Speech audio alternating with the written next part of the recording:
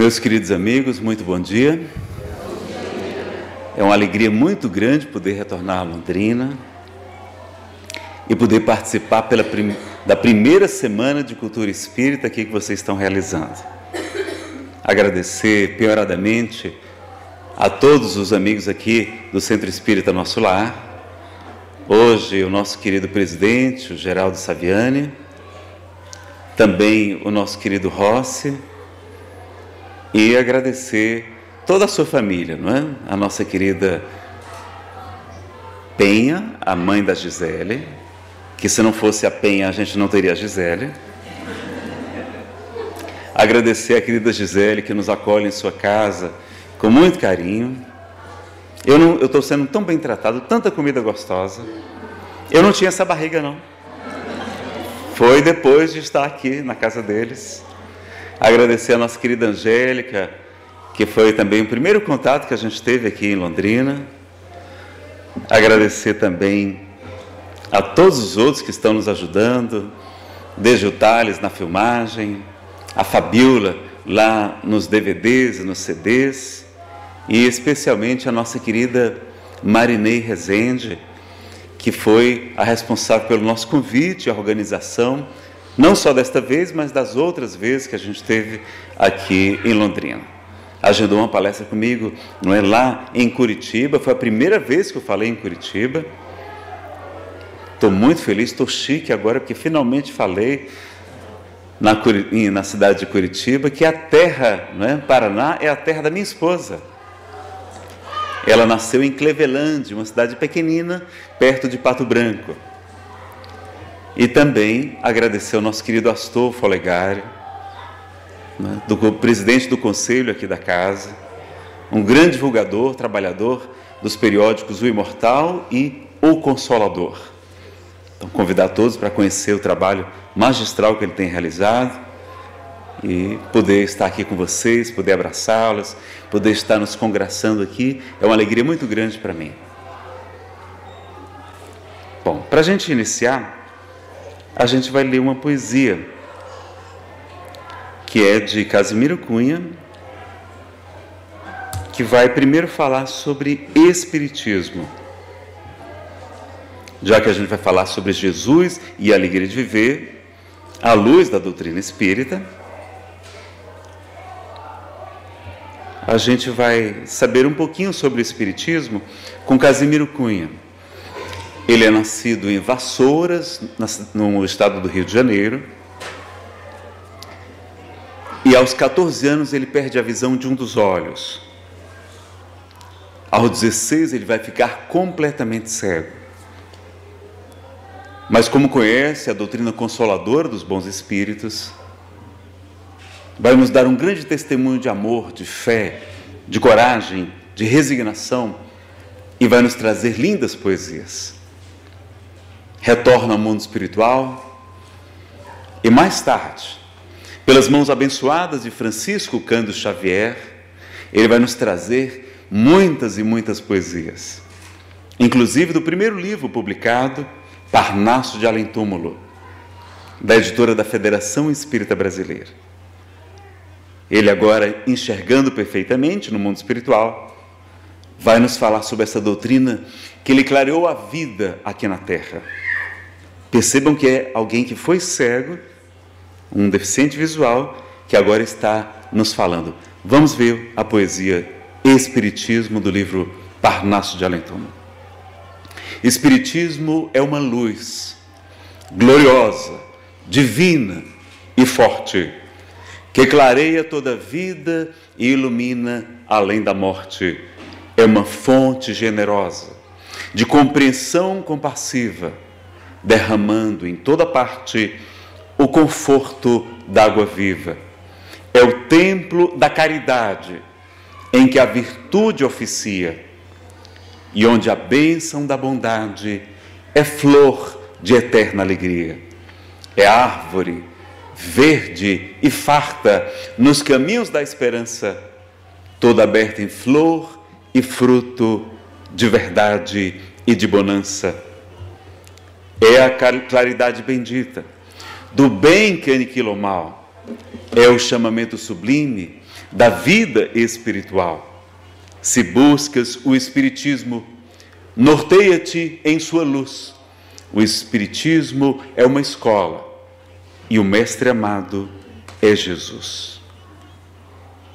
Estou falando muito rápido, tá bom? Tudo certo. Então, ótimo.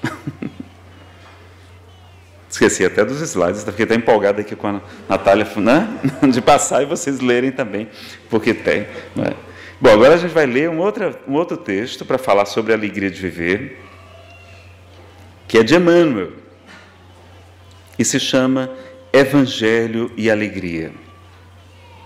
Vocês encontram no livro Roteiro, de Emmanuel, por psicografia de Francisco Cândido Xavier, da editora da Federação Espírita Brasileira.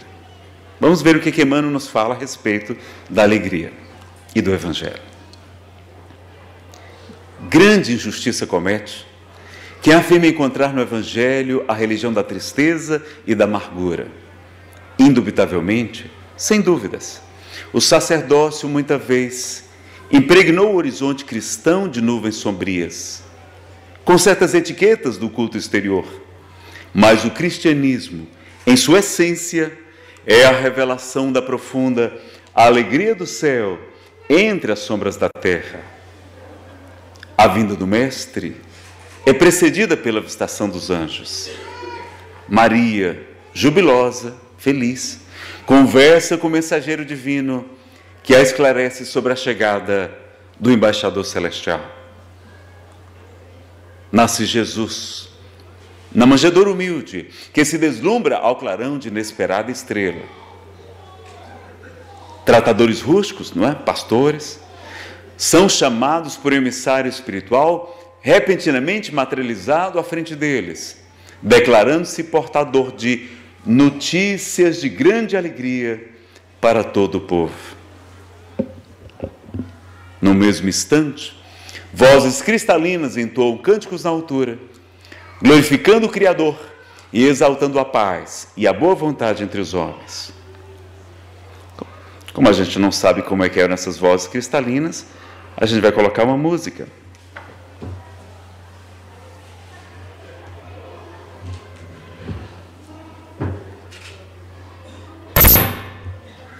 Isso é para espantar o sono.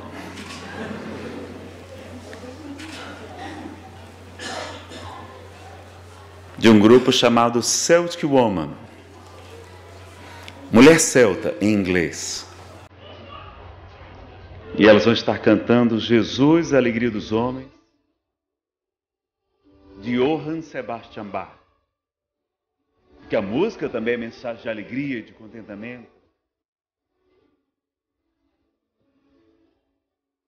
de harmonização, como a gente viu com a apresentação aqui dos nossos jovens, das nossas crianças. Celtic Woman, Jesus, a alegria dos homens, de Johann Sebastian Bach.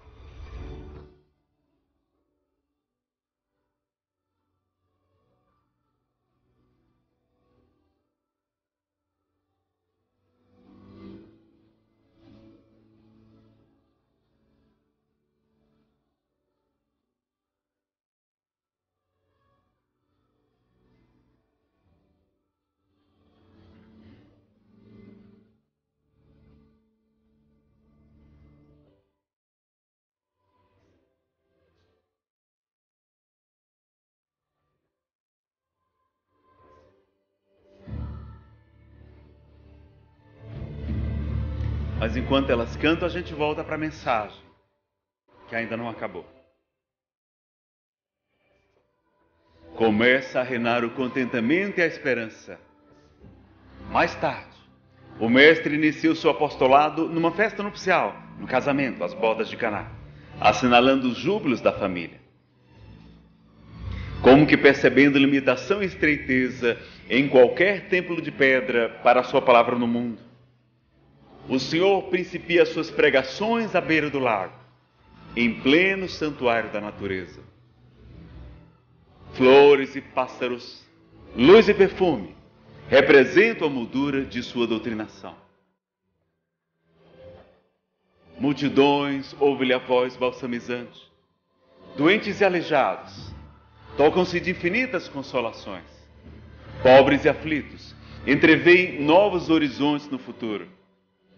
Mulheres e crianças acompanham-no alegremente. O Sermão da Montanha é o hino das bem-aventuranças, suprimindo a aflição e o desespero. Por onde passa o divino amigo, estabelece-se o contentamento contagiante. A mensagem de Jesus é de alegria, é de esperança, é de renovação. Em pleno campo, multiplica-se o pão destinado aos famintos. O tratamento dispensado pelo Mestre aos sofredores, considerados inúteis ou desprezíveis, cria novos padrões de confiança no mundo. Desdobra-se o apostolado da Boa Nova, no clima da alegria perfeita. Cada criatura que registra as notas consoladoras do Evangelho começa a contemplar o mundo e a vida através de um prisma, de uma ótica, de uma visão diferente. Surge-lhe a terra, por bendita escola de preparação espiritual, com serviço santificante para todos. Cada enfermo que se refaz para a saúde é veículo de bom ânimo para a comunidade inteira. Cada sofredor que se reconforta constitui edificação moral para a turma imensa. Madalena, que se engrandece no amor, é a beleza que renasce eterna. E Lázaro, que se ergue do sepulcro, é a vida triunfante que ressurge mortal. E ainda, do suor sangrento das lágrimas da cruz, o Senhor faz que flua o manancial da vida vitoriosa para o mundo inteiro, com o sol da ressurreição a irradiar-se para a humanidade, sustentando-lhe o crescimento espiritual na direção dos séculos sem fim. Emmanuel, por Francisco Cândido Xavier, Evangelho e Alegria. Celtic Woman, Jesus, Alegria dos Homens, de Johann Sebastian Bach. Bom, agora está mais fácil a gente falar sobre esse tema, não está? Depois da mensagem dessa. E o que é que vocês acham? A alegria é uma virtude ou é um defeito? Vocês estão falando tão baixinho que eu não sei se é encarnado ou desencarnado que está respondendo. Virtude, não é? Depois da mensagem dessa, a gente não tem nenhuma dúvida. Mas vocês lembram que houve períodos na Idade Média que sorrir era considerado demoníaco? Quem assistiu ao filme O Nome da Rosa ou leu o livro de Umberto Eco? Não é? Aqueles frades muito sérios, muito sisudos. Enquanto que evangelho significa o que mesmo em grego? Está ali, pessoal, é só ler. Boa nova, boa notícia. Jesus desce dos páramos celestes para nos trazer a boa notícia. A gente leu, mas a gente não entendeu muito bem. E por isso ele nos envia o Consolador prometido por ele há 2000 anos, para nos lembrar tudo que ele houvera dito e nos ensinar muito mais. Então a gente agora já temos condição de entender melhor. Ele compara a sua estadia a uma festa de casamento, quando os fariseus perguntam: mas os seus discípulos não jejuam? E ele vai responder: mas como eles podem jejuar se estão em plena presença do noivo na festa de casamento? Mas mais tarde eles jejuarão. Ele comparava a sua estadia aqui a uma festa de casamento. E quem sabe o que significa a palavra bem-aventurados? Felizes. A Bíblia de Jerusalém, na tradução nova, agora não traz mais bem-aventurados, traz felizes. Jesus veio falar de felicidades para nós. E quem sabe qual é a primeira bem-aventurança, e não é por acaso? Felizes os pobres de espírito, os pobres de orgulho, os humildes, porque deles é o reino dos céus. A humildade é a chave para muitas virtudes, nos ensina o Evangelho segundo o Espiritismo. Felizes os que choram, os que sofrem, porque serão consolados. Felizes os que têm sede de justiça, porque serão saciados. Felizes os misericordiosos, porque eles próprios obterão misericórdia. E ele continua e continua falando de felicidades. Jesus vai falar de felicidades para nós. Jerônimo Mendonça, o gigante deitado, vai dizer que no Sermão da Montanha nós temos o roteiro para encontrar a verdadeira felicidade. Então vamos estudar cada vez mais, não é? E a medicina? A medicina vai dizer que a tristeza favorece o aparecimento de doenças, que pessoas otimistas têm melhor saúde do que quem é pessimista. Então não vale a pena cultivar a tristeza. Nazareno, e o que é que o Livro dos Espíritos fala sobre esse assunto? Bom, lá na questão 719, Kardec pergunta: merece censura o homem por procurar o seu bem-estar?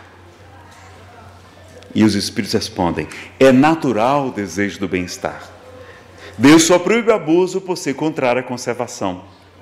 Ele não condena a procura do bem-estar, desde que não seja conseguida à custa de outrem, dos outros, e que não venha a diminuir-vos nem as forças físicas, nem as forças morais. Nazareno, essa primeira parte eu entendi, mas esse negócio de força física e força moral eu não entendi não. Vamos explicar. Pessoal, o que normalmente cearense, como eu, gosta de comer? Farinha, rapadura, carne de sol, baião de dois, né?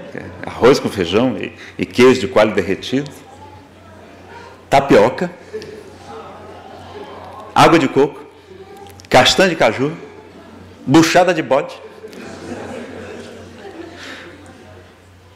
E qual é o móvel mais importante que não pode faltar na casa de nenhum cearense? O móvel mais importante? Uma rede, que é para ele se balançar, né? Se o cearense passar o dia deitado na rede, comendo essas coisas gostosas, ele vai crescer espiritualmente? O que é que vai crescer?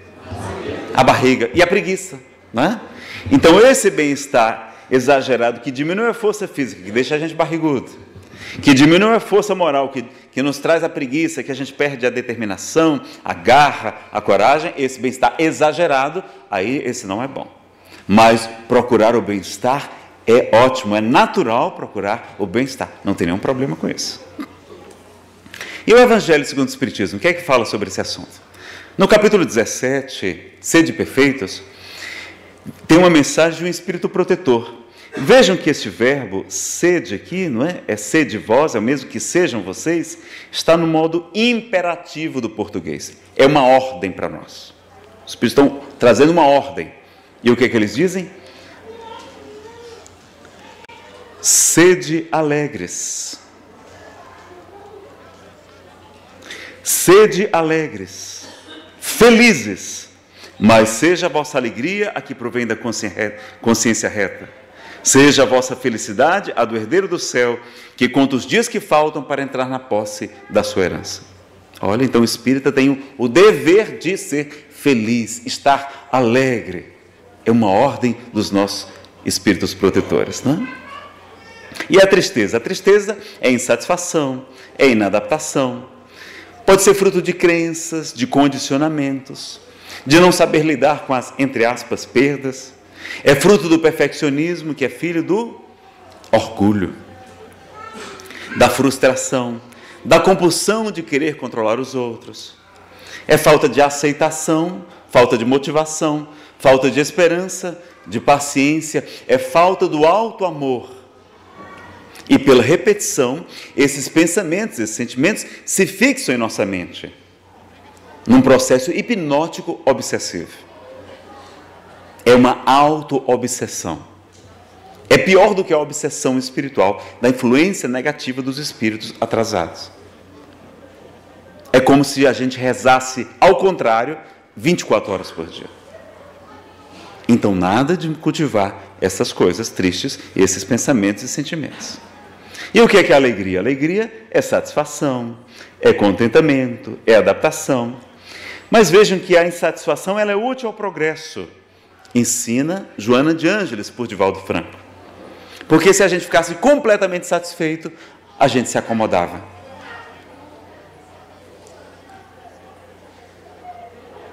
Então, a gente querer melhorar um pouquinho, mas não tem nenhum problema. É útil para o progresso. E qual é a missão dos espíritos? Vocês lembram? Na questão 558 do Livro dos Espíritos, Kardec na pergunta já começa a responder e os espíritos complementam. Nós fizemos um resumo para vocês aqui. A missão dos espíritos é se autoaperfeiçoarem. É a gente se melhorar, concorrendo para a harmonia do universo, executando a vontade de quem? De Deus, do qual são ou serão ministros, não é? Nós ainda somos uns operários muito atrapalhadinhos, mas seremos ministros do nosso Pai. É uma das fatalidades da doutrina espírita. Todos nós seremos espíritos puros, anjos, mais cedo ou mais tarde. Então, seremos ministros do nosso Pai. Olha que motivo para ter a alegria de viver. Dá para ter alegria 100% do tempo? Kardec pergunta na questão 920 de O Livro dos Espíritos, se é possível ao homem encontrar a felicidade absoluta aqui na Terra, perfeita aqui na Terra. E o que é que eles respondem? Não. Porque a existência corpórea é dada ao homem como prova ou como expiação. Expiação significa purificação, tá, pessoal? Não é necessariamente sofrimento. E o homem é quase sempre o responsável pela sua felicidade ou pela sua desdita, pela sua infelicidade. E cabe a ele minorar os seus males e ser tão feliz quanto comporta a sua existência grosseira. Então, nós sabemos que a Terra é como se fosse uma academia, uma escola. E a partir de hoje, vocês não vão mais dizer a palavra problemas. Espíritas, nós não temos problemas. Nós não temos crise, nós não temos dificuldades, limitações. Nós temos desafios evolutivos, que é muito mais chique, não é? Muito mais otimista. Então, em vez de reclamar do marido, da esposa, da sogra, da nora, do filho, do presidente da casa espírita, a gente fala assim: fulana, você não sabe o tamanho do desafio evolutivo que eu tenho lá em casa nesta encarnação. Eu devo ser um espírito muito nobre para Deus ter me confiado uma missão tão difícil.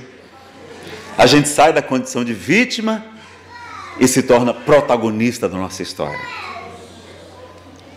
E está lá no Evangelho segundo o Espiritismo, que os espíritos atrasados são instrumentos para a nossa elevação, para o nosso crescimento espiritual.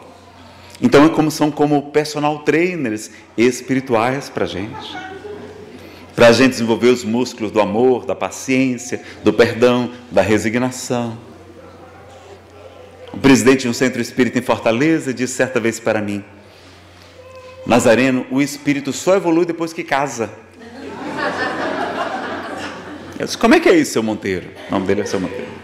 Ele disse: Nazareno, é porque só depois que a gente casa é que a gente aprende a ter paciência, renúncia, tolerância, resignação, perdão. Aí eu falei: seu Monteiro, então quero casar também, eu também quero evoluir. Então vejam, não é? Que doutrina maravilhosa. Então, a partir de hoje, já sabem, desafios evolutivos. Não falem mais problema. Nazareno, estou com depressão. Não falem mais em depressão. Faça como eu. Eu tenho a depressão bipolar desde criancinha. E eu descobri que aqueles poetas, aqueles pintores, compositores, escritores, essa turma toda boa do passado, era tudo depressivo. Só que a palavra depressão é nova, ela é do século XIX. E aí não tinha essa palavra, se diziam que a pessoa era romântica. Aí eu não entro mais em depressão, eu entro em reflexão, como diz Divaldo, e eu digo para os amigos: olha, eu estou romântico esses dias. Mas tudo passa, isso também passará, como nos ensina o nosso querido Chico Xavier. Então pronto, já sabem, né? A partir de hoje a gente não tem depressão, não tem problemas, nós temos desafios evolutivos e ficamos românticos. Que maravilha, não é? Bom, lá no livro A Gênese, no capítulo 3, item 10, vai dizer que existe uma causa principal para as nossas imperfeições morais. Vocês lembram qual que é? As imperfeições morais, elas permitem a influência dos espíritos atrasados. São as tomadas, os psíquicas, os plugs mentais que permitem a influência dos espíritos atrasados. Qual é a principal causa das nossas imperfeições morais? O egoísmo é filho dele. O orgulho é filho dele também. A vaidade também é filho dele. Olha, pessoal, Kardec não é para ser lido, não, é para ser estudado. Isso aqui é obra básica, a Gênese, não é? Lá nesta obra, Kardec vai dizer que a principal causa das nossas imperfeições morais é o instinto de conservação, o instinto de preservação da espécie. O livro é de 1868, ele retorna ao mundo espiritual em 31 de março de 1869, pouco tempo depois. Ele não aprofundou o assunto. Mas nós fomos convidados, nosso orientador espiritual perguntou: Nazareno, quais são os instintos de conservação? A fome, a sede, o sono, o instinto sexual, o instinto maternal, o instinto da agressividade. Mas nós temos um instinto muito poderoso e muito perigoso também, chamado medo. O medo, ele é útil porque ele impede de nós cometermos loucuras. Ele nos preserva a vida. Mas ele em excesso vai trazer uma série das nossas imperfeições morais. Por exemplo, nós temos medo de passar fome, privações, necessidades. E aí o medo nos faz desenvolver a avareza, o egoísmo, pensar só na gente. Os nossos irmãos psicólogos vão dizer que o segundo maior medo do ser humano é o medo da rejeição dos pais, de nós não sermos amados pelos nossos pais. Como a gente viu na peça de teatro ontem, não é? O jovem com problema, não, aliás, problema não, com a identidade homossexual, o pai não aceitava. Então nós temos muito medo de não agradar os pais. Sofremos muito por causa disso. E como eles gostam normalmente de pessoas bem-sucedidas financeiramente, nós vamos desenvolver ainda mais o egoísmo, a avareza, a cobiça, a ganância, a ambição desmedida. Nós vamos furtar, corromper, sonegar impostos. Vamos tudo para ganhar dinheiro, para receber o aplauso da família ou da sociedade. Porque temos medo de não sermos amados. Ciúme é amor? Não. Ciúme é problema de autoestima e a gente tem medo de perder o ente querido. A inveja, o que é a inveja? Aquela pessoa que brilha muito, ela nos ofusca. Ela é uma ameaça para a nossa autoestima. Então aquelas mulheres lindas, aquelas atrizes, aquelas top models, aquelas de Hollywood, não? Elas são belas, são altas, são ricas, têm cabelos maravilhosos, olhos encantadores, sorrisos contagiantes. Elas têm corpos esculturais, são famosas, são talentosas. E para terminar de arrasar com a gente, elas são terrivelmente magras. É concorrência desleal, não é? Aí a gente fica sofrendo. E aí o que é que a gente faz? A gente vai usar a maledicência. Ah, mas a fulana está usando drogas. Divaldo tem esse defeito. Porque fazendo diminuir, aparentemente a gente cresce. Então veja o medo por trás da inveja, da maledicência, do egoísmo, da cobiça, tanta coisa. O que é a ansiedade?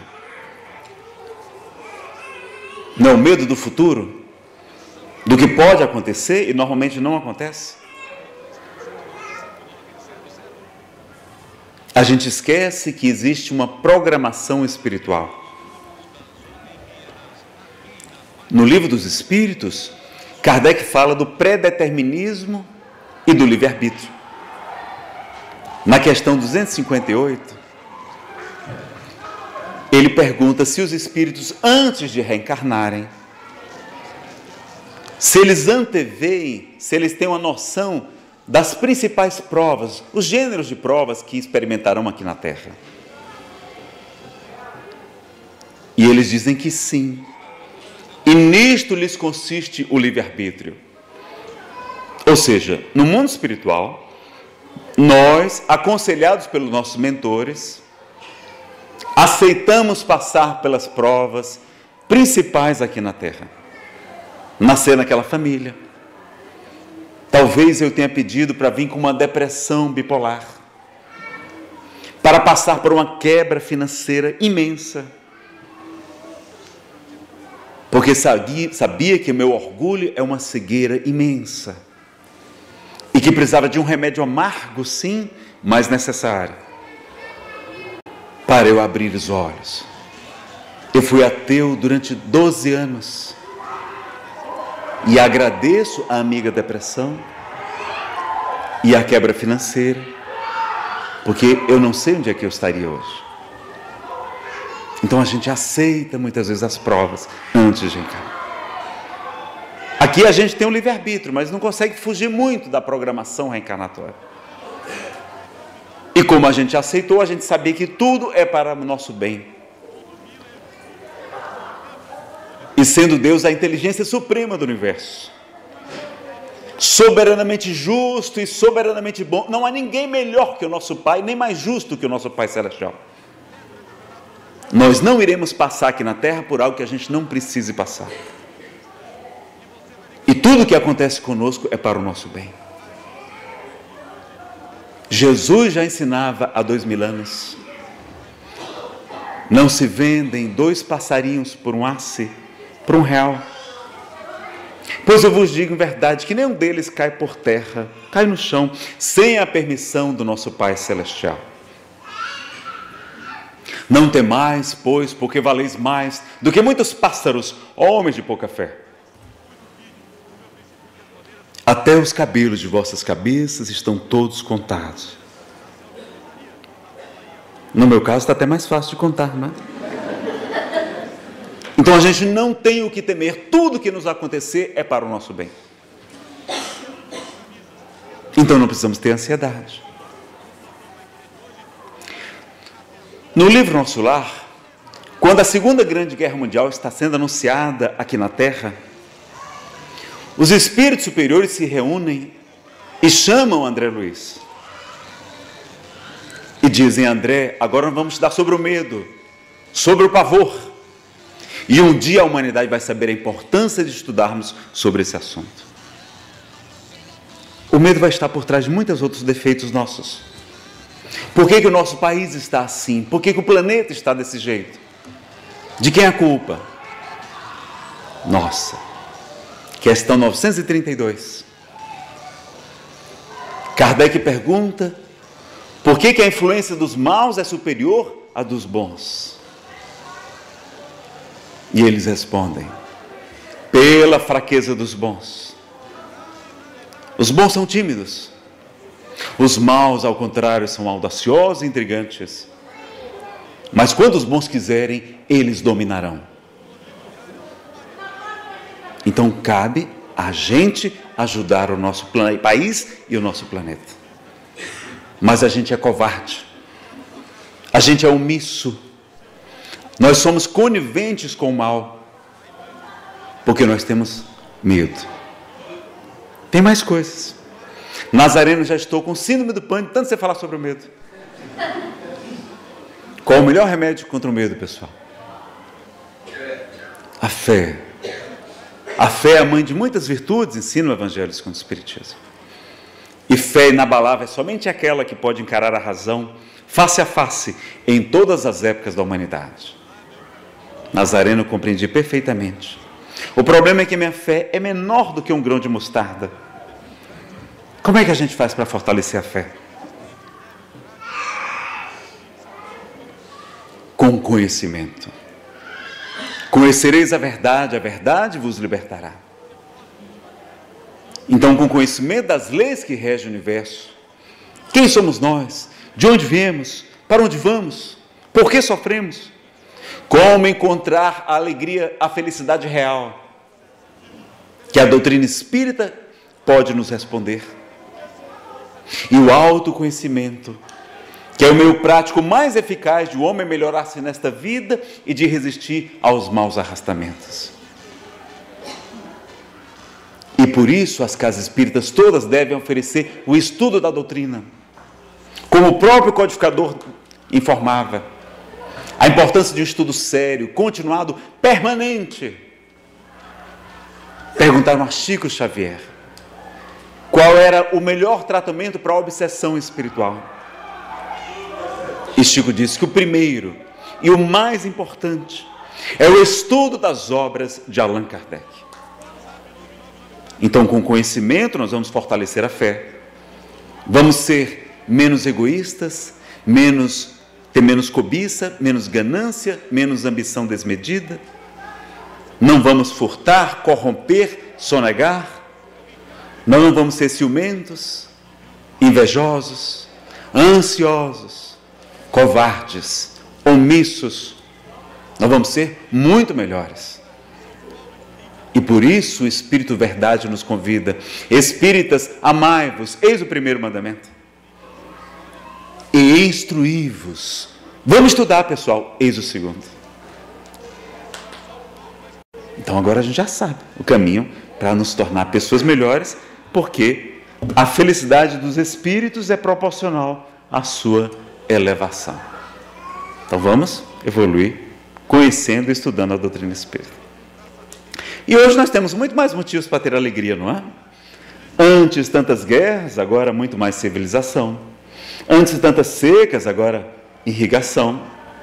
Antes tanto frio, agora nós temos aquecimento em muitos lugares.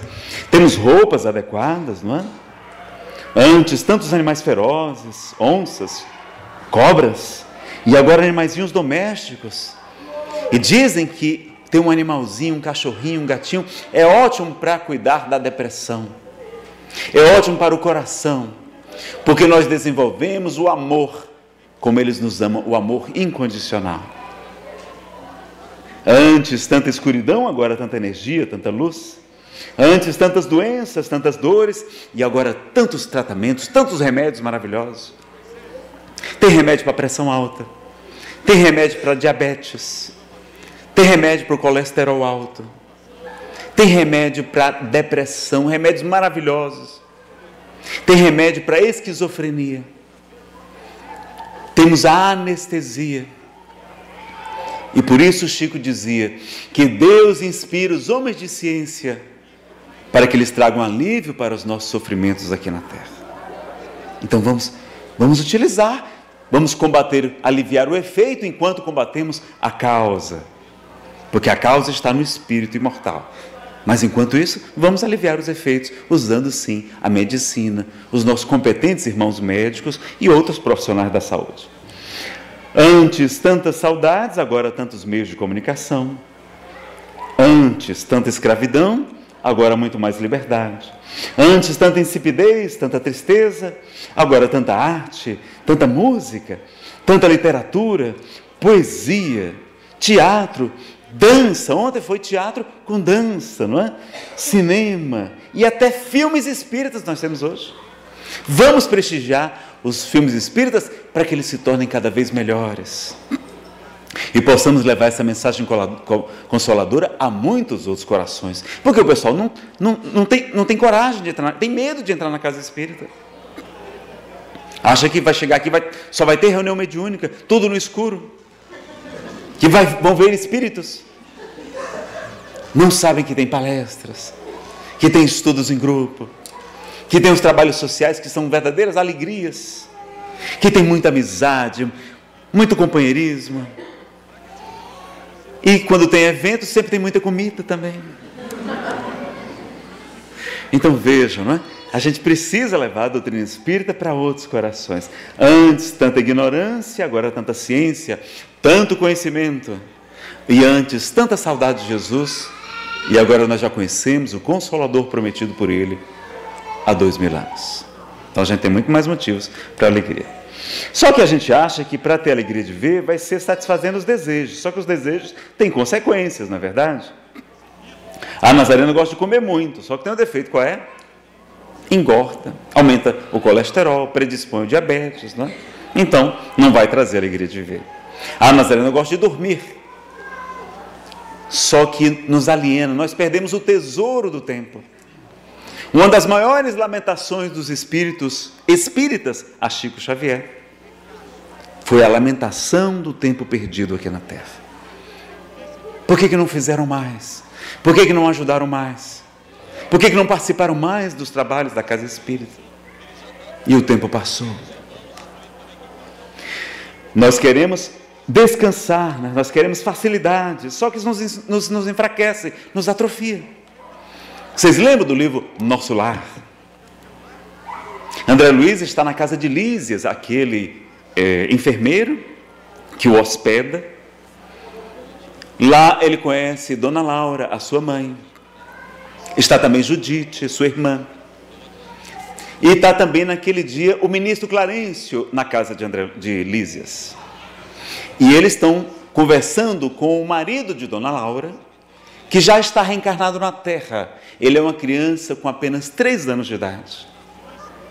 Mas como ele é um espírito superior, durante o sono físico ele sai do corpo. E através daquele aparelho especial, ele conversa com a sua família, que se encontra na colônia espiritual Nosso Lar. Eles conversam demoradamente. E ao final, Lísias pergunta: papai, o que é que o senhor gostaria que nós que estamos aqui em Nosso Lar fizéssemos pelo senhor que está encarnado na Terra? E ele vai dizer: meus filhos, peçam a Deus para que eu jamais tenha facilidades aqui na Terra, para que isso não comprometa a minha reencarnação. Olha, nós querendo moleza, e os espíritos superiores pedindo a porta estreita, porque largo e espaçoso é o caminho que leva para a perdição, e muitos entram por ele. Então eles pedem os desafios evolutivos para a gente se fortalecer. Ah, Nazareno, não gosto de... eu queria que os espíritos fizessem tudo, Nazareno. Chegasse aqui na palestra, ele se conectasse e ele fizesse a palestra, não precisasse nem estudar. Aqui não é um mundo de provas, não é como se fosse uma escola, nós estamos fazendo um concurso, um vestibular, e não tem fraude. Se o Espírito fizer a minha prova, qual vai ser a minha nota? 0. E o salário, ó? Então, eles vão nos inspirar, vão nos estimular, mas eles não vão fazer aquilo que nos compete realizar. Ah, Nazareno, eu não gosto de estudar, só que isso envelhece, nos emburrece, não é? Vejam Divaldo, com 89 anos, agora, dia 5 de maio, ele completou, em 2016, com a jovialidade, com a inteligência, com a memória prodigiosa, porque está sempre estudando, sempre trabalhando. Ah, Nazareno, eu queria a riqueza. Se eu fosse rico, eu ia ser feliz. E a Nete Guimarães, na palestra A Visão Científica da Caridade,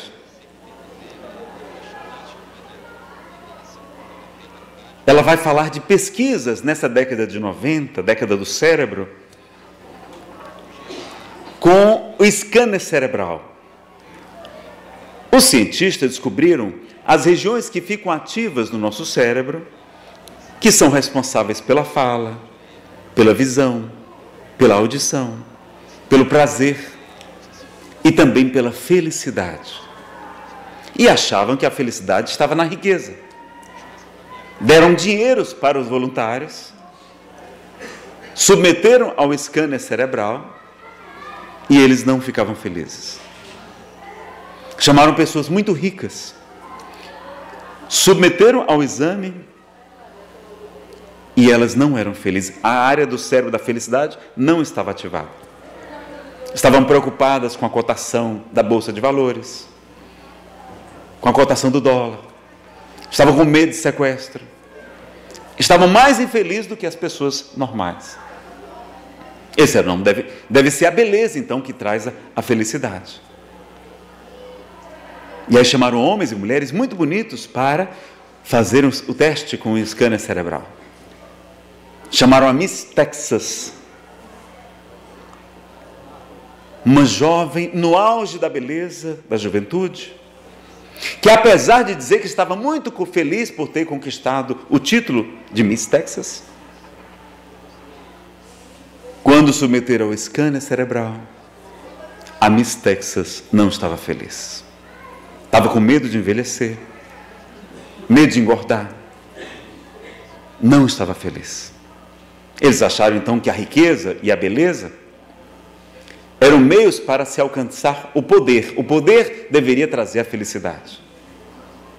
Chamaram empresários e até um senador norte-americano muito poderosos submeteram ao exame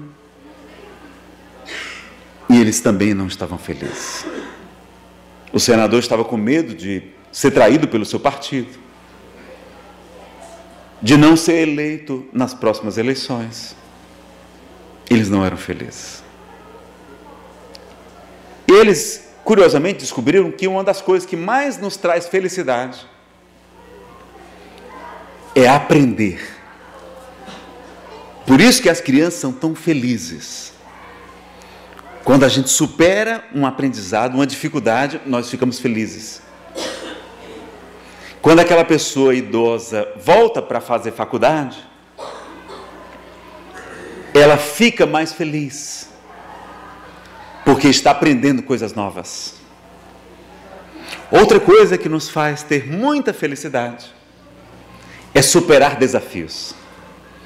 Então, aqueles alpinistas que escalam o Everest, se vocês perguntarem a eles, eles não estão sentindo prazer, estão sentindo muitas dores, muito frio, mas quando eles conquistam o monte, eles experimentam uma grande felicidade, uma grande plenitude.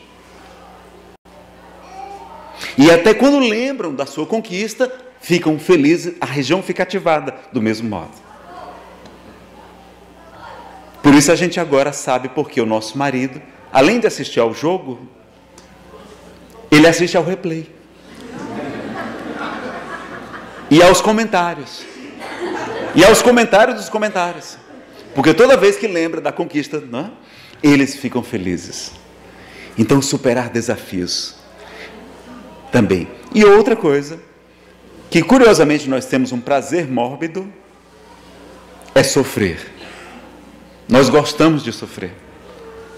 Quando alguém diz que está com problema de saúde, a gente diz, você não sabe, eu fiquei na UTI 3 dias.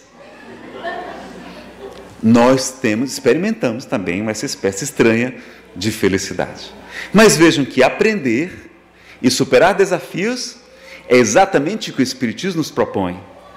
O Espiritismo é uma grande receita de felicidade. Estudar e também superar os desafios evolutivos.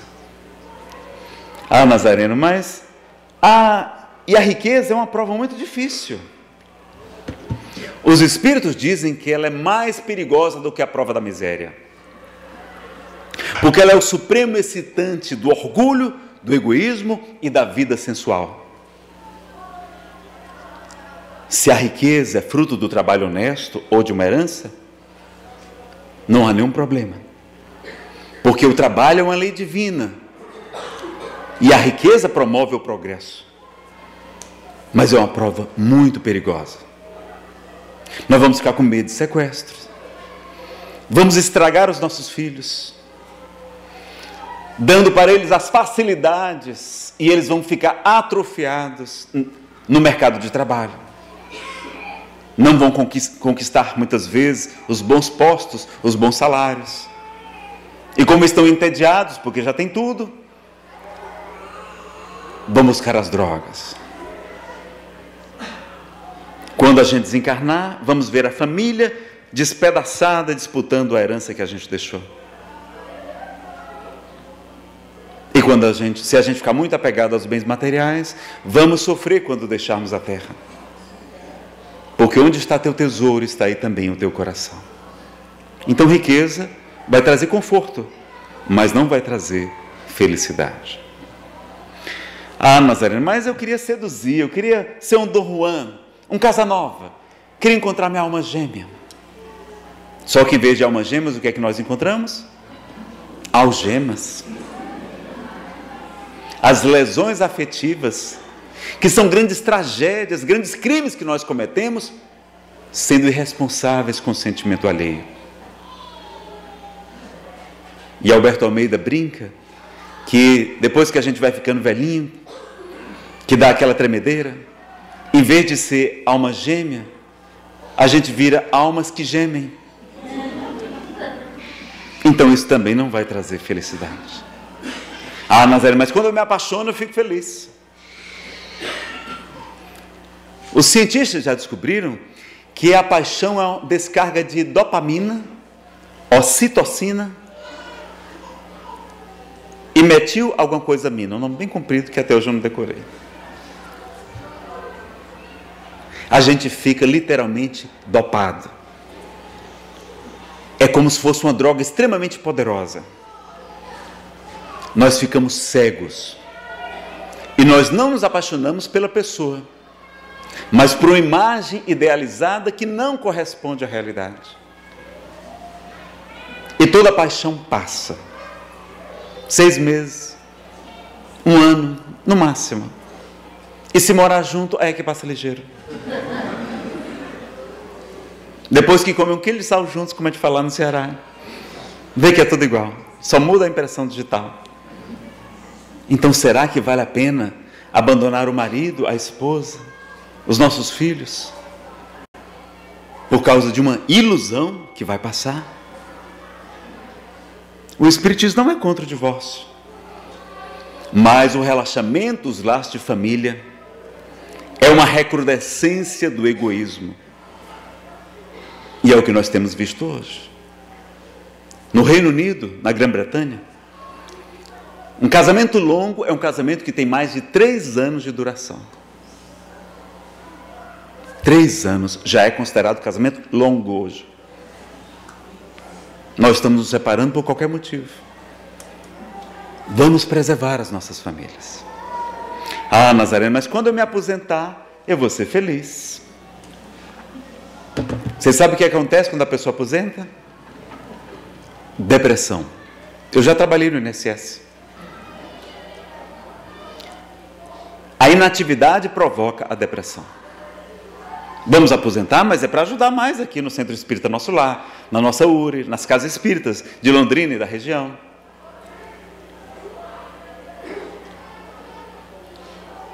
E além de depressão, a gente ainda vira jaquetu.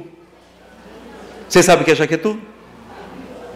Já que tu está aposentado, vai ali na farmácia comprar os remédios. Já que tu está aí à toa, vai ali pegar as crianças no colégio. A gente vira mordomo da família. Então aposentar também não vai trazer a alegria de viver. Nazareno, o que é que você sugere? Dicas para a alegria. Essas 3 siglas, a amorosidade, de amar a Deus sobre todas as coisas, de toda a tua alma, de todo o teu entendimento, de todo o teu espírito, com todas as tuas forças, e amar ao próximo do mesmo modo que a gente deve se amar também. A gratidão, a gente agradecer a todo o bem que nós recebemos, a todo o mal que deixa de nos acontecer. Eu não vim de avião de Curitiba para cá, estava chovendo, cearense tem medo de chuva. Às vezes os bons espíritos evitam muitos males e a gente não fica nem sabendo. E agradecer também pelo mal que nos acontece. Porque Chico Xavier vai dizer que o mal que nos acontece é na verdade um bem. Mas que só mais tarde nós vamos compreender isso. De tudo dai graças, porque tudo concorre para o bem daqueles que amam o Senhor, nos ensina Paulo de Tarso. Então os nossos irmãos Sechonoye se especializaram na gratidão. Como isso nos traz mais felicidade. Francisco de Assis vivia cantando, louvando, entoando cânticos, agradecendo a cada minuto a vida, ao Criador, ao irmão Sol, à irmã Lua, às irmãs estrelas, à irmã Água. Tantas bênçãos que a gente esquece de agradecer. E o Espiritismo, que vai nos lembrar tudo que Jesus nos disse e nos ensinar muito mais, trazendo-nos ainda mais a alegria de viver. E a gente agora vai fazer uma comparação, um quadro. Não é nenhuma crítica a nenhuma religião, nenhuma doutrina, mas é para mostrar como a doutrina espírita está de acordo com o pensamento de Jesus e como ela nos traz mais alegria de viver. Antes a gente acreditava em deuses vingativos, como os deuses gregos, que tinham inveja dos homens, que castigavam os homens. E Allan Kardec vai nos dizer que Deus é perfeito, único, imaterial. soberanamente justo e soberanamente bom. É a inteligência suprema do universo. Jesus nos apresenta um Deus Pai, um Deus que ama. Antes, doutrina como pecado original. Agora, Jesus nos ensina a cada um segundo as suas obras. Antes a culpa, agora a responsabilidade. E nós vamos mostrar um trechozinho de uma mensagem chamada Pensar. É de André Luiz, do livro Respostas da Vida, do Instituto de Difusão Espírita de Araras. Nós não vamos ler a mensagem toda, eu vou ler só um trecho muito importante para nós. Deus é amor e não pune criatura alguma. A própria criatura é que se culpa e se corrige ante os falsos conceitos que alimente com relação a Deus. Eu vou repetir com outras palavras. Deus é amor e não castiga ninguém. A gente mesmo é que se culpa. E a gente mesmo é que se corrige, que se castiga. Porque não compreendemos a infinita misericórdia do nosso Pai Celestial. Onde é que está escrita a lei de Deus? Na consciência. A consciência em paz nos absolve. A consciência de culpa nos condena. Então nós precisamos nos perdoar. O auto-perdão é terapêutico.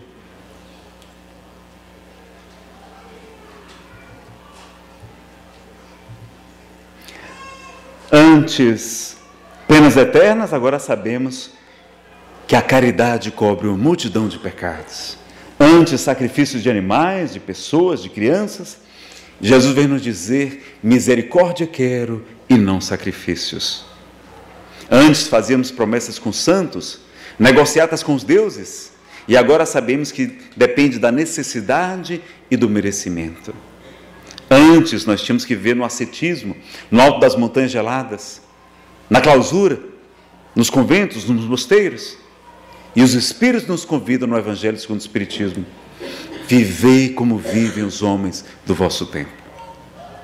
Antes o celibato obrigatório, como ainda há em muitas religiões e doutrinas, e na doutrina espírita a sexualidade com amor e com responsabilidade. O palestrante pode casar. Graças a Deus eu já desencalhei. Antes os médiuns nós éramos chamados de bruxos, loucos, endemoniados.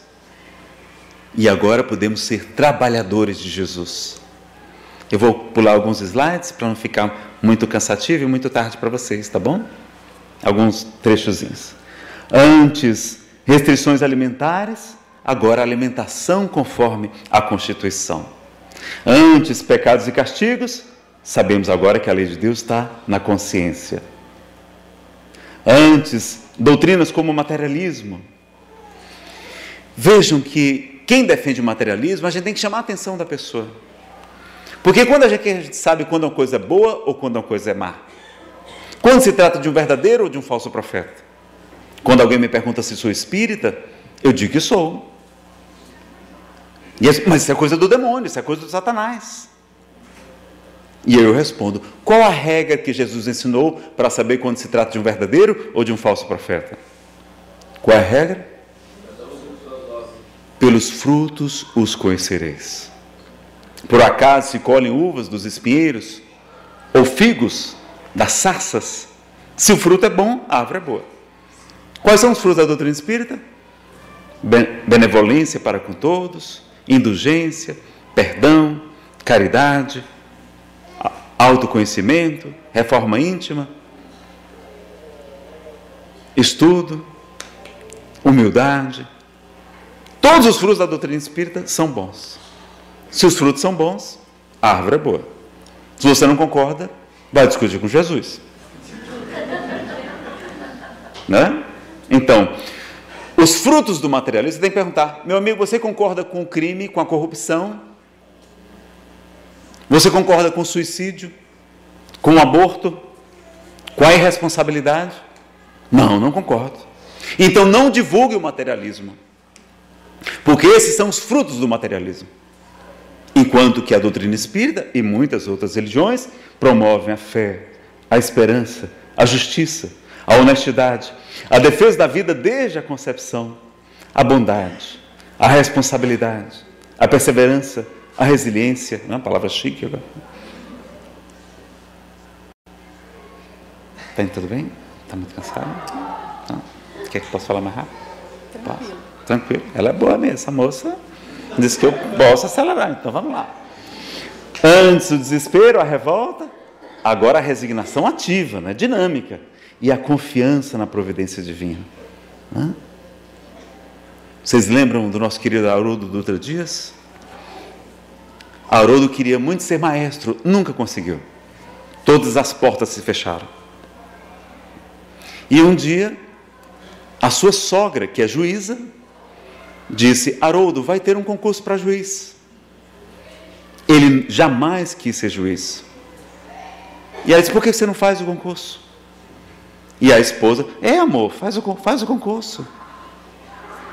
E para a gente agradar a sogra e a esposa, ele começou a estudar. Quando chegou a véspera da prova oral, a prova para juiz tem perguntas orais que são sorteadas na hora, ele sonhou com o examinador sorteando a pergunta.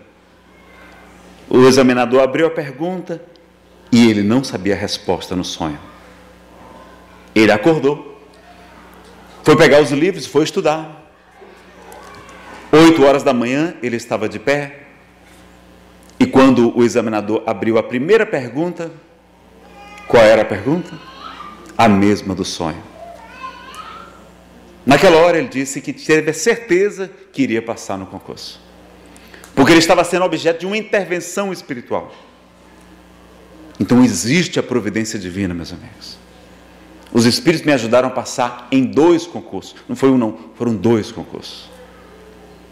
Então vamos buscar primeiro o reino dos céus e a sua justiça, e tudo mais nos será acrescentado.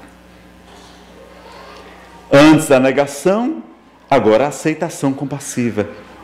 Antes o sofrimento gerava revolta, agora o sofrimento, diz Simão Pedro, que nós espíritas, nós não gostamos de sofrer, não.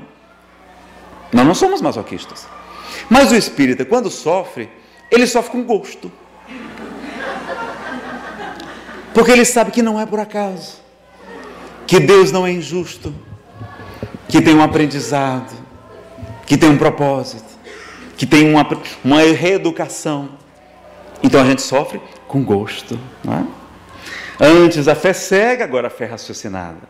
Antes a ingratidão, agora a gratidão. Antes o fundamentalismo religioso, não é? Promovendo guerras, mortes. Agora o racionalismo espiritualista, né? O ecumenismo. O espiritismo é ecumenista. Kardec dizia que nós podemos ser católicos espíritas, protestantes espíritas, muçulmanos espíritas, porque o espiritismo não veio combater as religiões, mas fortalecê-las. O seu inimigo é o materialismo. Então a gente tem que respeitar e ajudar todas as outras religiões, porque estão ajudando muitas pessoas. Antes a idolatria de médiuns ou de espíritos, e Allan Kardec vai descobrir desde o início algo muito importante, que os espíritos nada mais são do que as almas dos homens e das mulheres que já viveram na Terra. Tem espíritos que sabem tanto quanto nós, tem espíritos que sabem menos do que nós, tem muito espírito atrapalhadinho, e alguns raros espíritos superiores sabem mais do que nós. Por isso nós precisamos conhecer e estudar Allan Kardec. O Livro dos Médiuns é o maior tratado sobre paranormalidade e sobre mediunidade que o mundo já conheceu. E nós temos esse tesouro em nossas mãos. Antes o karma era inexorável, tinha que pagar. Vejam que Kardec jamais usou a palavra karma na codificação. Ele sempre vai preferir dizer lei de causa e efeito, mostrando que o nosso karma é dinâmico, porque a caridade cobre a multidão de pecados, porque muito amor, seus pecados foram perdoados, nos ensina Jesus. Tem uma mensagem belíssima, remuneração espiritual, de Emmanuel. Fica como dever de casa para vocês, só lembrar do salário que está pouco. Remuneração espiritual, leio em casa do livro Perante Jesus. Antes medo dos demônios, inveja dos anjos, agora sabemos que são nossos irmãos, mais jovens ou mais velhos. Antes era proibido questionar, agora livre pensamento. Antes havia livros proibidos. E agora não. Nós podemos ler qualquer coisa, mas é importante conhecermos as boas obras espíritas para saber o que está de acordo com Kardec, o que está diferente. Então é importante os estudos em grupo, porque ali a gente pergunta, a gente tem assessoria dos nossos professores, dos nossos facilitadores. Antes, roupas proibidas, agora roupa conforme a ocasião, não é? Até hoje tem a burca, não é? Alguns países as mulheres têm que usar completamente cobertas o corpo, o rosto. E agora a roupa conforme a ocasião. Antes trabalho era castigo, agora é bênção. Antes, em muitas filosofias, o dízimo é obrigatório. Na doutrina espírita, não tem dízimo. Olha que maravilha. A contribuição sempre é voluntária. Mas Allan Kardec, no Livro dos Médiuns, deixa eu colocar aqui para vocês, é rápido, vai nos trazer no regulamento da Sociedade Parisiense de Estudos Espíritas uma recomendação para as casas espíritas todas. Está no capítulo 30 do Livro dos Médiuns.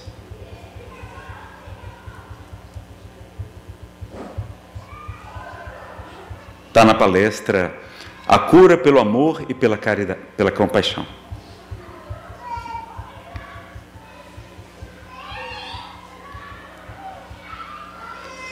Capítulo 30, Livro dos Médiuns, artigo 15. Para se proverem as despesas da sociedade, os sócios titulares pagarão uma cota anual de 24 francos. Pessoal, não sei quantos são 24 francos. Hoje na França são euros, não é? E nós estamos aí em 1861, o livro é de 1861. E os associados livres, ou seja, aqueles que não tinham direito a voto, pagarão uma cota de 20 francos por ano. E os titulares, ao serem admitidos, pagarão, além disso, uma joia de entrada de 10 francos. E o trabalho, e para manter a sociedade, era muito fácil, era praticamente só as despesas de aluguel, não é? Alguns panfletos de divulgação. As casas espíritas fazem um trabalho muito maior. Nós temos o dever de nos associar, de colaborar com a nossa casa espírita. Vamos ajudar a levar essa doutrina a muitos outros corações. Carlos Campetti, da Federação Espírita Brasileira, me disse: Nazareno, nós estamos agora com um programa de TV aberta, programa Entre Dois Mundos, sábado de 13h até 13h30, na TV Brasil, canal aberto. E ele me disse: Nazareno, se a gente não conseguir patrocinadores, apoio, nós vamos ter que encerrar o programa, porque nós não temos recursos para mantê-lo. Nossos irmãos de outras religiões têm cadeias de televisão, não é programa não, é cadeias de televisão. E nós não conseguimos pagar um programa em TV aberta.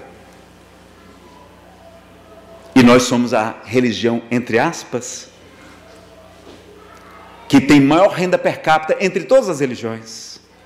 Mais anos de escolaridade, mais graduação, mais pós-graduação. E nós não ajudamos. Jesus não combateu o dízimo. Ele comenta em Mateus 23, 23. Ele falou que os fariseus, não é, pagais o dízimo do hortelã, do endro e do cominho, mas omitis as coisas mais importantes da lei: a justiça, a misericórdia e a fidelidade. Importava praticar estas coisas, importava pagar o dízimo, mas sem omitir, sem esquecer aquelas: a justiça, a misericórdia e a fidelidade. Elogia o óbolo da viúva pobre. Então a gente tem o dever de ajudar as nossas casas espíritas também, não é? Não vai dar tempo da gente comentar o resto. Antes, mistérios, agora respostas lógicas e racionais. Antes havia segredos reservados aos iniciados. Agora o Espírito Verdade nos ensina: amai-vos, eis o primeiro mandamento, e instruí-vos, eis o segundo. Antes a gente sofria muito com isso, né? A quem muito foi dado, muito será cobrado. Quando eu lembrava disso, eu lembrava de todos os livros espíritas que eu já tinha lido, eu dizia: vixe, eu estou lascado. Que eu não estou fazendo nem 1% do que os bons espíritos recomendam. E a gente precisa entender quem disse para quem, em que contexto. Como Haroldo nos ensina, o texto e o contexto. Para quem Jesus estava falando isso? A quem muito foi dado, muito será cobrado. Muito provavelmente para um fariseu, para um doutor da lei, com que ele era muito firme. Ai de vós, fariseus hipócritas, eu vos digo em verdade que até as meretrizes vos precederão no reino dos céus. Ai de vós, fariseus hipócritas, sois semelhantes a túmulos caiados, brancos por fora, mas cheios de podridão e de iniquidades por dentro. Raça de víboras, até quando vos suportarei? Jesus era firme com os fariseus, os doutores da lei, que tinham muito conhecimento e geravam sofrimento e sentimento de culpa no público. Mas quando ele falava com os pecadores, com a mulher adúltera, ele era sempre gentil, generoso. Aqueles que estivessem em pecado, atire a primeira pedra. Mulher, onde estão aqueles que te condenavam? Eles se foram, Senhor. Pois eu também não te condeno. Vá, e de futuro, não tornes a pecar. Então, ele podia chamar a atenção dela, não fez. Então, nós temos dois discursos, quando ele fala aos fariseus e quando ele fala aos pecadores, às pessoas simples. Com quem vocês acham que ele estava falando? A quem muito foi dado, muito será cobrado, viu? Com quem? Muito provavelmente com o fariseu, com o doutor da lei. E foi Allan Kardec, o maior intérprete do Evangelho de Jesus, que vai nos ensinar em um livro, o Evangelho segundo o Espiritismo, que aos espíritos a quem muito foi dado, muito será pedido, mas será muito dado também se souberem bem aproveitar. Ninguém fala essa segunda parte, né? Jesus responde a Pedro, dizendo que receberemos em cêntuplo no mundo espiritual e desde agora, tudo aquilo que renunciarmos na terra por amor a Ele, receberemos 100 vezes mais. Fala-nos das alegrias, do galardão, das recompensas que nos aguardam no mundo espiritual, da felicidade que é muito maior do que a gente conhece. E a gente não lembra da recompensa, só do sofrimento. Antes privilégio para alguns, agora meritocracia. Salvação gratuita não, a cada um segundo suas obras. E olha que doutrina maravilhosa, o medo a gente já viu. A feiura era uma coisa ruim nas outras religiões. A gente nascer feinho era uma coisa ruim. Na doutrina espírita é proteção espiritual. Emmanuel diz que é como se fosse uma armadura. No livro Missionários da Luz diz que os espíritos superiores muitas vezes pedem para vir com algum defeitinho de nascença, algum problema, para que isso não comprometa a sua missão. Querem exemplos? Madre Teresa de Calcutá era bonita?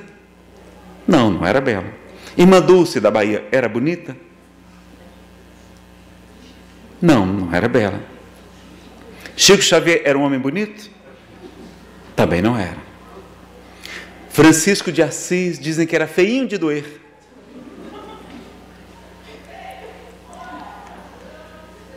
Será que se esses homens e mulheres fossem lindos, será que isso não prejudicaria a sua missão? Então quem nasceu feinho, quem nasceu no Ceará com essa cabeça gigante, está protegido espiritualmente. Que maravilha, que doutrina fantástica. Eu adoro a doutrina espírita. A dor agora é uma mestra amiga. A doença, diz André Luiz, é um dreno purificador. Ele vai dizer que a encarnação no corpo físico funciona como um filtro, como um carvão, absorvendo as imperfeições que trazemos no corpo espiritual, no perispírito. Então, quantas vezes aquele câncer, aquele tumor, é um aspirador de pó, trazendo tudo de ruim que nós trazemos, levando para fora o que trazemos no corpo espiritual. A doença nos reeduca. Por isso que nem todo mundo fica curado. Porque às vezes o nosso tratamento já é a própria doença, já é a própria enfermidade. De tudo dai graças, porque tudo concorre para o bem daqueles que amam o Senhor. Antes a salvação era muito difícil, com a doutrina espírita a salvação é muito fácil. Qual é a salvação na doutrina espírita? A caridade.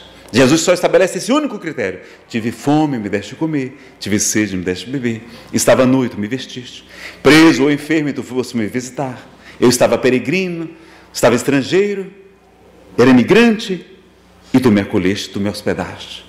Jesus faz da caridade o único critério para saber quem vai passar à esquerda, os bodes, aqueles espíritos que emigrarão da terra para outros mundos, daqueles outros, as ovelhas, que continuarão reencarnando aqui, que vai se tornar um mundo muito mais feliz. Ele só pede caridade. E a doutrina espírita acrescenta que caridade para o espiritismo é também benevolência para com todos. ser bom para todos, indulgência para com as imperfeições alheias, indulgência é clemência para o defeito do próximo, e o perdão das ofensas, perdão de todas as ofensas, inclusive das nossas ofensas, é também auto-perdão. Veja que doutrina fantástica. Antes, ansiedade, já vimos. Antes, filhos difíceis era uma coisa ruim. Com a doutrina espírita é uma coisa boa. Vocês lembram do livro Nosso Lar? Dona Laura vai dizer a André Luiz que quando lhe entregam crianças para ela tomar conta, o seu bônus hora, a sua remuneração espiritual, é contada em dobro. Olha, pessoal, tomar conta de criança na colônia espiritual Nosso Lar é muito fácil, não é? Tomar conta de criança aqui no mundo de expiação e provas, quando é que deve ser o bônus hora? Deve ser por 10. E se o menino for difícil? Deve ser por 100, por 1000. E lá no Evangelho segundo o Espiritismo, no item da ingratidão dos filhos para os pais, Santo Agostinho nos ensina a missão de criar crianças difíceis. Não é tão complicada quanto parece. E Deus recompensará grande e enormemente os pais que cuidarem dessas crianças. Deus recompensará grande e enormemente os pais que cuidarem dessas crianças. É a ovelha desgarrada que, quando Jesus a encontra, coloca nos ombros, jubiloso, está mais feliz por aquela do que pelas outras 99 que deixou no monte. Então, olha que doutrina fantástica, não é? Provas são oportunidades. Transtornos sexuais têm explicação, têm acolhimento, têm orientação.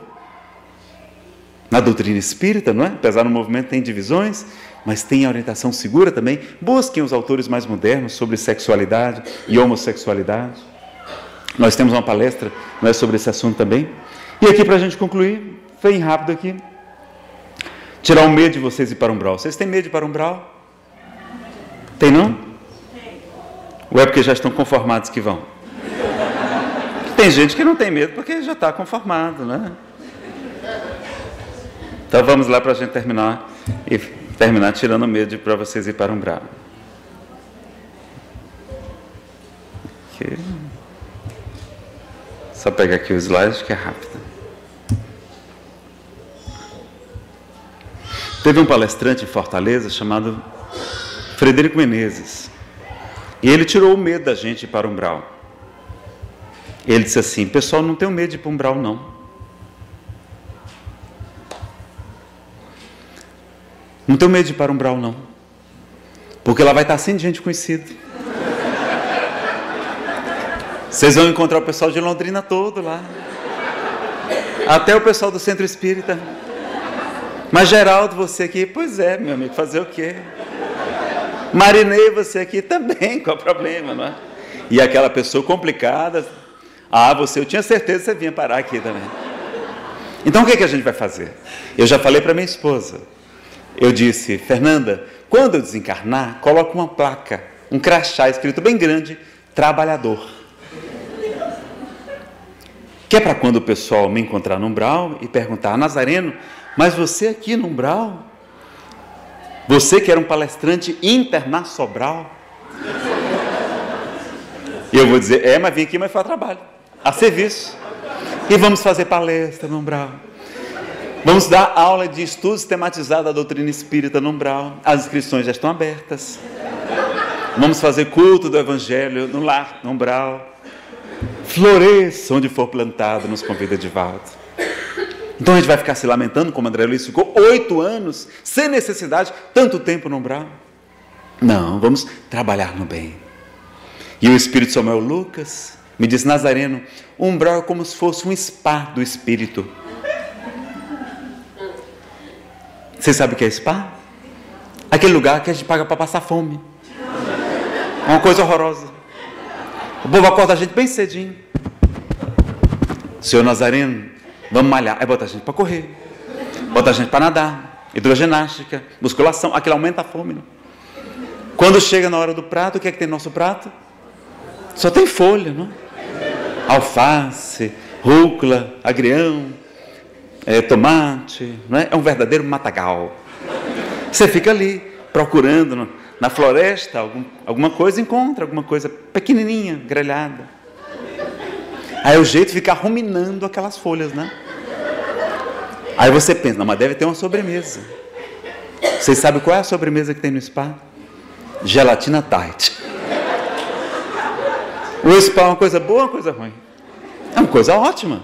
A gente emagrece, a gente fica sarado, melhora a autoestima, melhora o colesterol, melhora o diabetes.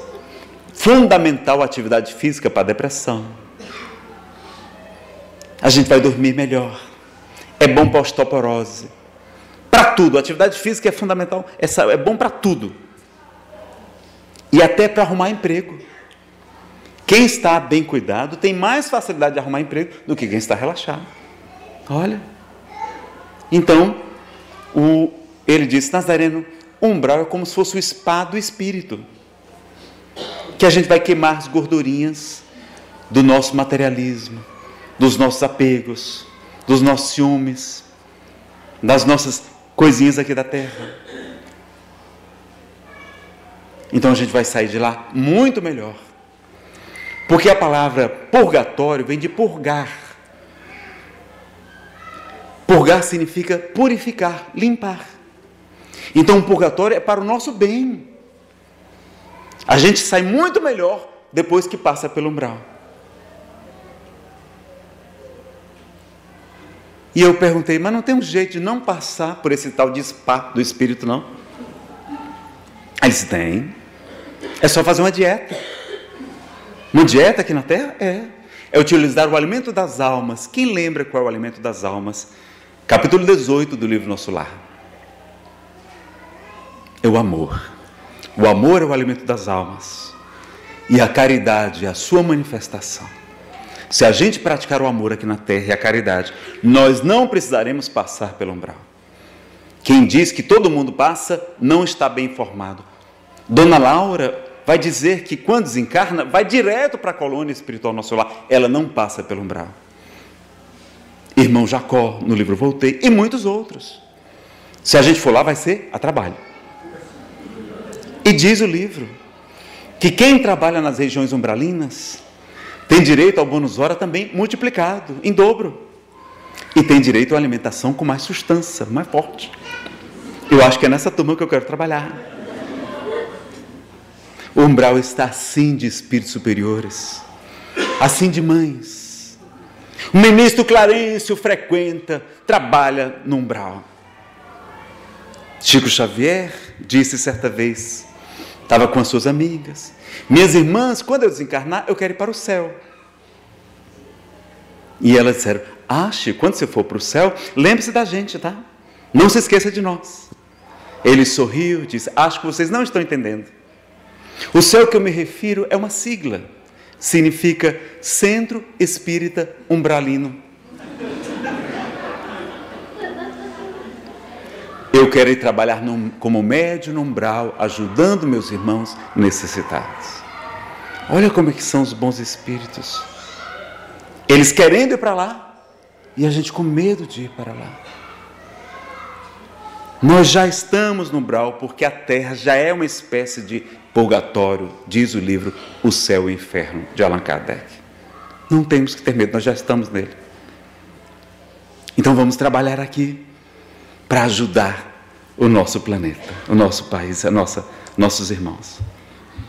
E encerrando, a alegria de Francisco de Assis e Clara, a alegria aqui de Chico Xavier. A maior característica de Chico não era a humildade, não, era a alegria de viver.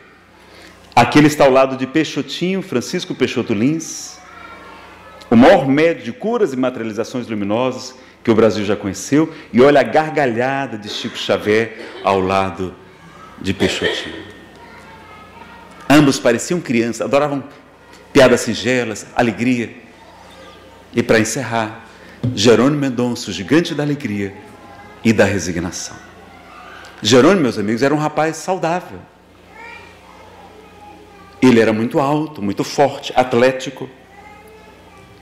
Jogava futebol. Adorava cinema.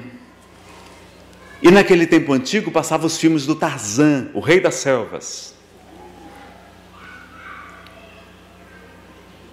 E ele se achava o Tarzan.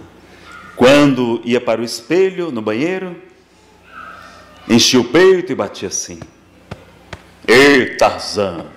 Ele se achava o Tarzan. E para sua felicidade ele se tornou espírita. E participando de uma reunião mediúnica, o médium trouxe uma mensagem para ele: eu trago uma mensagem para um tal de Tarzan. É comigo. Meu filho, agarre-se no cipó verde da esperança e da fé. Porque você está prestes a adentrar a selva do sofrimento. E não vai ser fácil, meu filho. Ele guarda o conselho, se prepara. E mais tarde ele vai assistir aquele filme E o Vento Levou. 4 horas de duração. Como não tinha lugar para sentar, ele assiste em pé. E quando termina, os amigos têm que levá-lo carregado, porque ele não conseguia mais andar. Vai para as muletas, das muletas para a cadeira de rodas, da cadeira de rodas para uma cama onde vai ficar completamente paralisado. Um dos olhos adoece e tem que ser extraído. 6 meses depois, o outro também, e Jerônimo vai ficar completamente cego e preso a uma cama sem poder se movimentar. E vocês sabem o que esse homem fazia? Reclamava, chorava, abjurava o nome de Jesus. Fundou 3 casas espíritas, um abrigo para crianças pobres, fazia palestras, declamava poesias, cantava. Como ele tinha insônia, ele era médium, via os espíritos, sabia porque estava passando por aquela expiação. Adaptaram um telefone ao seu ouvido. E ele varava as madrugadas atendendo as pessoas depressivas, as pessoas que tentavam cometer suicídio. Um dia ele foi para um programa de TV. E o repórter lhe perguntou: o que é felicidade para o senhor? Ah, meu filho, felicidade para mim era me virar pelo menos uma vez na cama assim, mas eu não posso. Uma senhora que estava pensando em cometer o suicídio, liga para o programa e diz: hoje eu iria me matar. Mas depois do que este homem falou, eu não mais farei isso. E ele cantando e divulgando a doutrina. Viajava o Brasil inteiro, dentro de uma Kombi, depois numa caravana, pregando o Evangelho de Jesus. Um dia ele foi dar uma palestra no Centro Espírita, como aqui o nosso lar. E quando chegou o presidente, disse: Jerônimo, é melhor a gente cancelar a palestra. Mas por quê? Porque eu esqueci de avisar você que o auditório fica no 2º piso, no 2º andar. E nós não temos elevador. O único acesso é uma escada em espiral pequenina. E para levantar você, nós vamos ter que inclinar a cama. E se a gente fizer isso, você pode escorregar, pode cair e pode se machucar. É melhor a gente cancelar a palestra. E ele, cego, vai brincar: eu não quero nem ver. E faz a palestra. Vamos ajudar que mais pessoas possam vir aqui ao nosso lar pela plataforma de elevação que hoje é obrigatório por lei, quando a gente tem, não é, um 2º piso. Quanta gente queria estar aqui e não pode. Se Jerônimo viesse hoje, como é que a gente receberia o Jerônimo? Vamos ajudar a nossa casa. E para a gente concluir, um dia ele estava no cinema. Apesar de não enxergar, com a sua mediunidade, aquela trilha sonora, ele adorava estar com os amigos. Tinham colocado a sua cama logo no início assim, da sala de cinema. O filme já tinha começado, apagaram as luzes. E uma jovem que chegou atrasada, no escuro, não viu a sua cama, tropeçou e caiu. E aí levantou-se muito indignada: mas não é possível, para todo lugar que eu vou está esse aleijado. Se eu vou para o jogo de futebol, lá está ele. Se eu vou para tal lugar, lá também. Até que no cinema isso é um absurdo. E ele, como já conhecia o Consolador prometido, o que é que ele responde? É, minha filha, mas também você não para em casa. Retorna ao mundo espiritual aos 50 anos de idade. Completou a sua expiação com louvor. Aparece a Divaldo Franco, que é médium vidente, e vai dizer: Divaldo, o gigante está de pé, porque o apelido dele era o gigante deitado, completamente saudável. E ainda vai brincar com Divaldo. E vai dizer: Divaldo, você quer saber de uma coisa? Eu era muito melhor do que você nas suas palestras. É, Jerônimo, por quê? Porque você, depois que terminava suas palestras, muita gente aplaudia de pé, é verdade. Mas eu era muito melhor do que você. Porque quando eu terminava as minhas palestras, eu saía carregado pela multidão. Vejam, meus amigos, o que essa doutrina é capaz de fazer com os nossos corações. Transformar este homem em um grande divulgador, um grande pacificador, não é?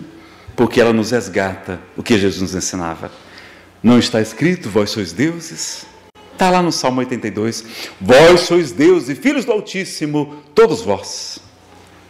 E ele adiante nos acrescenta: podereis fazer tudo aquilo que eu faço e muito mais, se o quiserdes. Vós sois o sal da terra, o fermento da massa, a luz do mundo. Brilhe a vossa luz e resplandeçam as vossas boas obras diante dos homens, para que eles glorifiquem a Deus, nosso Pai, que está nos céus. Muito obrigado, meus amigos, pela presença de todos. Que Deus os abençoe.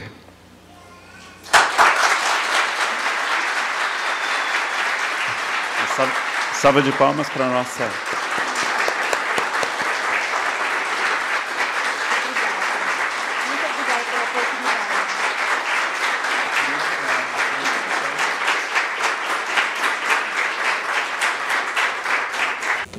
Eu quero agradecer aqui também, pessoal, a Natália Lopes, que ela vai fazer a tradução para Libras, para a linguagem de Libras. Nós vamos estar filmando, vai ser a primeira vez que a gente vai estar filmando essa palestra com tradução para Libras, para que outras pessoas também possam acompanhar, não somente aqueles que temos, não é, as faculdades auditivas funcionando muito bem. Tá? Então, agradecer aqui, é cansativo. Ela não teve ninguém aqui para dar um help hoje, porque os tradutores, tanto de línguas quanto para Libras, também ficam muito cansados. A gente faz viagens, não é, e palestras fora do Brasil, porque eu tenho uma irmã que mora na Califórnia e outra na Dinamarca. Eu não sei se vocês sabem, nós, os cearenses, nós temos um plano de dominar o planeta, não é? Então, onde você for, tem cearense. E às vezes a gente fala com tradução, e é muito cansativo para o tradutor, é mais do que para o expositor. Então é importante, não é, que tenha mais de um para fazer a tradução, e para Libras também não deve ser fácil,